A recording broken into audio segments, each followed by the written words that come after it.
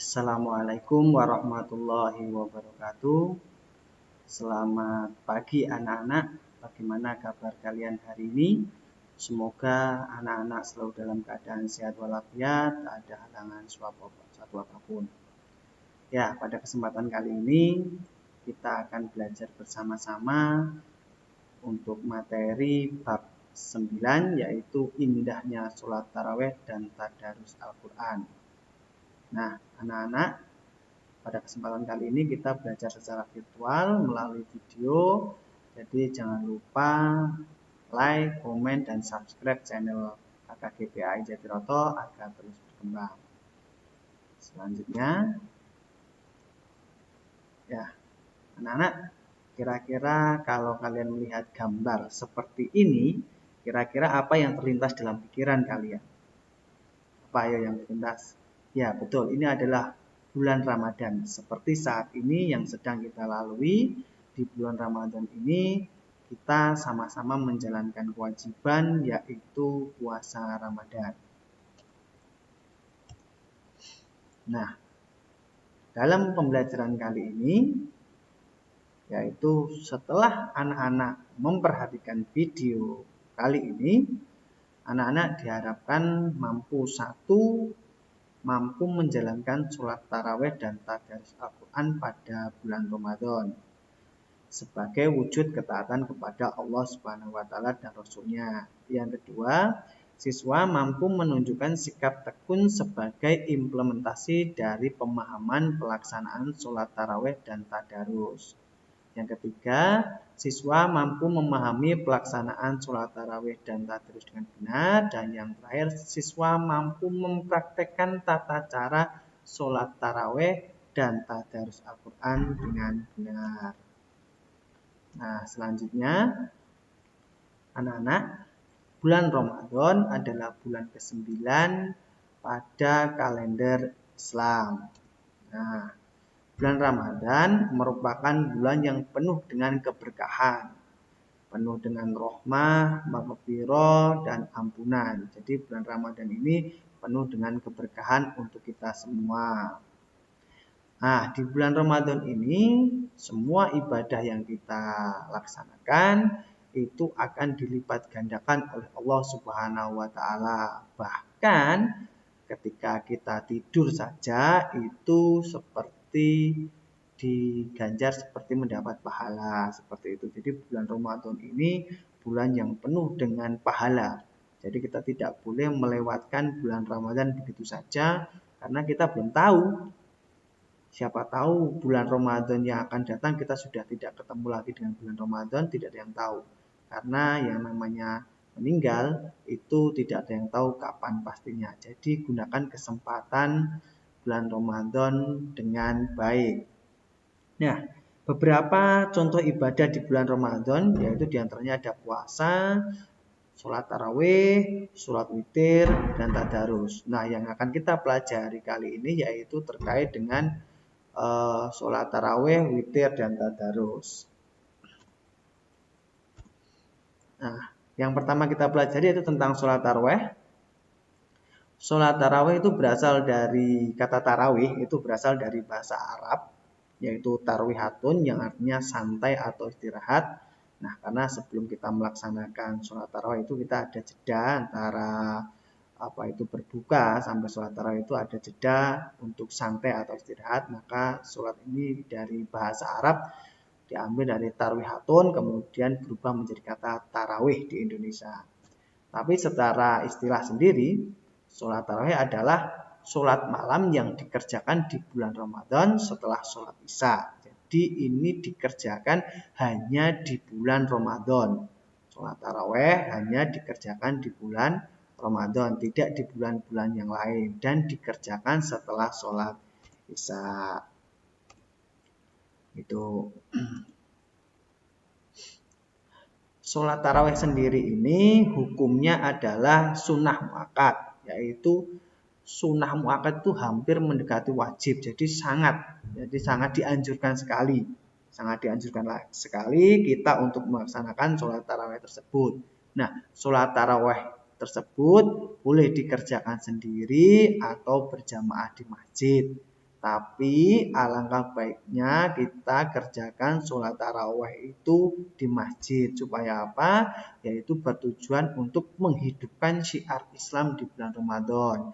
Biar masjid-masjid yang ada di sekitar kita itu menjadi ramai, regeng, dan banyak jamaahnya sehingga masjid itu kelihatan hidup gitu ya. Jadi menghidupkan syiar Islam di bulan Ramadan. Tapi seandainya ada udzur atau ada apa itu hal-hal lain yang tidak bisa datang ke masjid, maka bisa dikerjakan di rumah. Nah, bilangan sholat tarawih sendiri itu ada dua versi.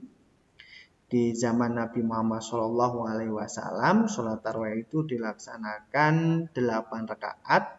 Selanjutnya dilaksanakan ditambah 3 rakaat witir. Ya, jadi di zaman Nabi Muhammad itu sholat tarawih itu 8 rakaat, 2,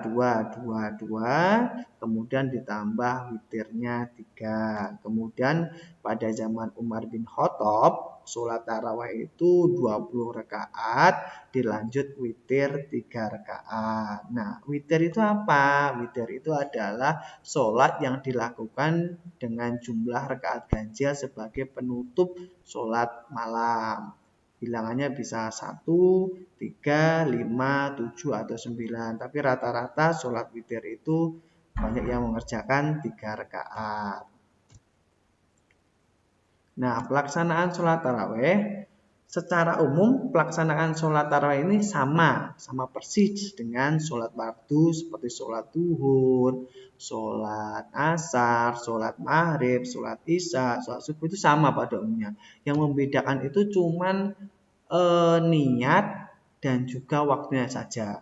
Jadi niatnya itu berbeda. Kalau niat tarawih ya kita niatnya sholat tarawih. Kemudian waktunya juga kalau sholat tarawih ini waktunya hanya di bulan Ramadan setelah sholat isya. Jadi kalau tidak di bulan Ramadan tidak ada sholat tarawih. Begitu ya anak-anak. Ada beberapa yang harus kita perhatikan. Yang pertama, sholat taraweh boleh dikerjakan 20 rakaat plus 3 rakaat witir atau 8 rakaat plus 3 rakaat witir. Mau pilih yang mana silahkan. Mau yang 20 rakaat boleh, mau yang 8 rakaat boleh. Monggo, tergantung dari kita maunya berapa rakaat. Yang kedua, jika 20 rakaat, maka 2 rakaat salam. 2 rakaat salam, 2 rakaat salam, 2 rakaat salam sampai 20. Kemudian dilanjutkan sholat witir 2 rakaat ditambah 1 rakaat. Kalau 8 rakaat boleh dikerjakan 2 rakaat salam, 2 rakaat salam, 2 rakaat salam, 2 rakaat salam, kemudian dilanjut witir boleh, atau 4 rakaat salam tanpa tahiyatul awal. Jadi langsung 4 tanpa tahiyatul awal. Terus selanjutnya setiap kita melaksanakan sholat taraweh, setiap 2 rakaat atau 4 rakaat, kita disunahkan untuk membaca doa dan zikir. Yaitu di jeda itu kita disunahkan untuk membaca doa ataupun zikir. Itu anak-anak. Nah, ada beberapa keutamaan dari sholat tarawih ini. Yang pertama, Allah akan mengampuni dosa-dosanya. Jadi kalau kita sholat tarawih, insya Allah akan mengampuni dosa-dosa kita. Jadi kita harus melaksanakan sholat tarawih agar dosa-dosa kita gugur atau hilang. Yang kedua, sholat tarawih secara berjamaah itu pahalanya sama seperti sholat semalam penuh. Yang ketiga, sholat tarawih adalah seutama-utamanya sholat. Jadi sholat tarawih ini karena waktunya juga hanya di bulan Ramadan, jadi sangat penting. Kita harus sebisa mungkin menjalankan sholat tarawih tersebut kalau tidak ada halangan. Kemudian yang keempat, menambah ketaatan kepada Allah Subhanahu wa taala dengan sholat tarawih, maka iman kita akan bertambah, ketaatan kita kepada Allah juga akan bertambah, sehingga Allah akan semakin sayang kepada kita. Yang kelima, dengan sholat tarawih secara berjamaah di masjid tentunya akan mempererat tali silaturahmi sesama kaum muslim, karena kita di masjid saling ketemu dengan teman, dengan keluarga, atau dengan pak guru atau bu guru, maka itu akan mempererat tali silaturahmi. Yang selanjutnya yaitu hikmah sholat tarawih. Sholat tarawih sendiri mempunyai beberapa hikmah. Yang pertama sebagai syiar agama. Yang kedua mendapatkan pahala dari Allah. Yang ketiga dapat mendekatkan diri kepada Allah. Dan yang terakhir itu menambahkan keimanan kepada Allah dan mempererat silaturahmi serta membuat perilaku tekun di kehidupan sehari-hari. Di hikmah sholat tarawih itu ada 6 di sini. Anak-anak, ini hikmahnya, kalian bisa membacanya di sini, yaitu satu sebagai syiar agama dan sebagainya di situ. Itu sangat bermanfaat bagi kita. Jadi pesan Pak Toha, laksanakanlah sholat tarawih di masjid-masjid. Nah, masuk yang submenu yang kedua yaitu tadarus Al-Quran. Tadarus sendiri berasal dari kata darasa yang artinya mempelajari, meneliti, menelaah, dan mengambil pelajaran. Tadarus Al-Quran berarti kita mempelajari Al-Quran. Tadarus sendiri bisa dilakukan sendiri-sendiri atau bersama-sama, baik itu di masjid maupun di rumah. Tapi agar kita bisa menghidupkan bulan-bulan Ramadan, tadarus di bulan Ramadan sebaiknya kita laksanakan di masjid. Selanjutnya, sebagai tambahan bahwa Al-Quran itu pertama kali turun waktu itu ada di bulan Ramadan, yaitu tepatnya pada 17 Ramadan, diturunkan kepada Nabi Muhammad di Gua Hira. Nah, pada tanggal 17 Ramadan ini pula kita setiap hari itu setiap tanggal 17 Ramadan biasanya di masjid-masjid itu diperingati sebagai hari nuzulul Quran atau hari turunnya Al-Quran. Nah, Al-Qurannya sendiri adalah kalamullah, yaitu ucapan Allah yang diturunkan kepada Nabi Muhammad sebagai pedoman, baik itu petunjuk manusia di dunia maupun di akhirat. Jadi Al-Quran itu sebagai petunjuk bagi kita. Petunjuk di dunia semuanya ada di situ, dan juga petunjuk kita di akhirat. Jadi jangan sampai kehidupan yang kita lalui itu melenceng dari isi-isi kandungan Al-Quran. Kita harus sesuai.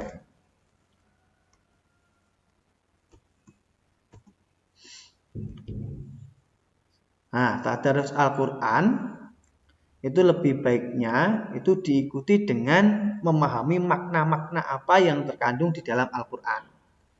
Jadi makna apa yang terkandung di dalam Al-Quran itu harus kita pelajari. Supaya apa? Supaya kita itu mengerti bacaannya, mengerti isinya.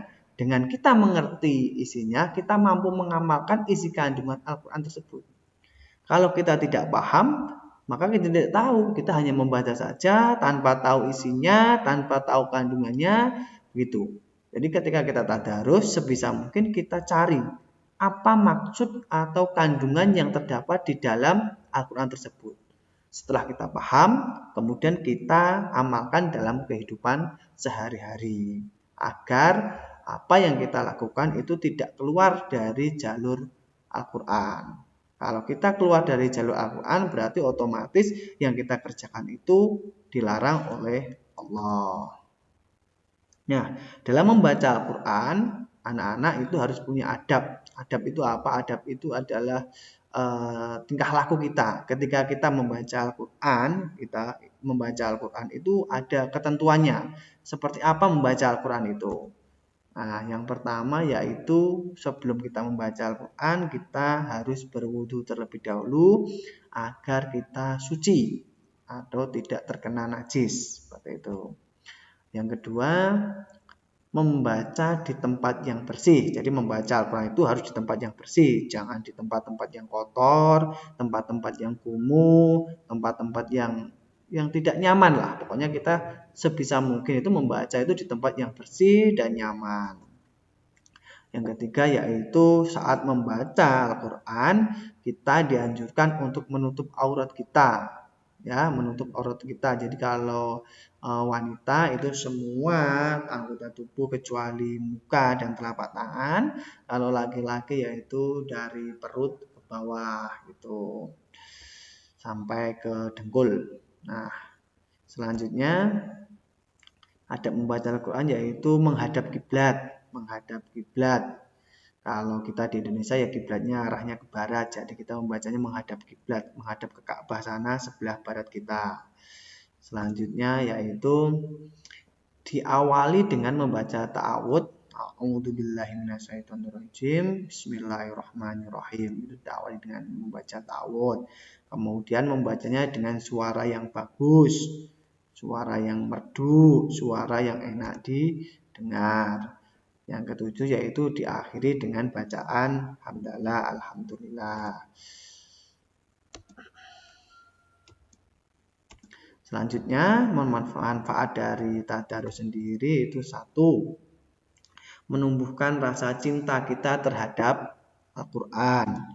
Yang kedua, memperlancar membaca Al-Quran. Jadi dengan membaca tadarus kita dapat cinta kita terhadap Al-Quran itu semakin tumbuh.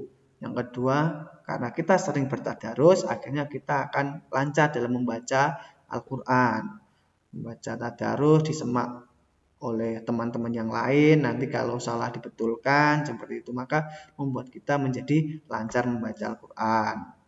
Yang ketiga, akan mendapat pahala berlipat ganda karena ketika kita membaca Al-Quran itu akan mendapat pahala tiap huruf. Alif sendiri, lam sendiri, mim sendiri itu akan mendapat pahala yang berlipat ganda terutama di bulan Ramadan.